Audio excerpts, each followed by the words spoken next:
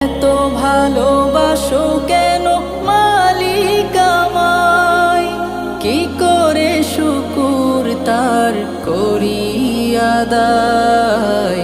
এত ভালোবাসো কেন মালিক আমায়, এত ভালোবাসো কেন মালিক আমায়।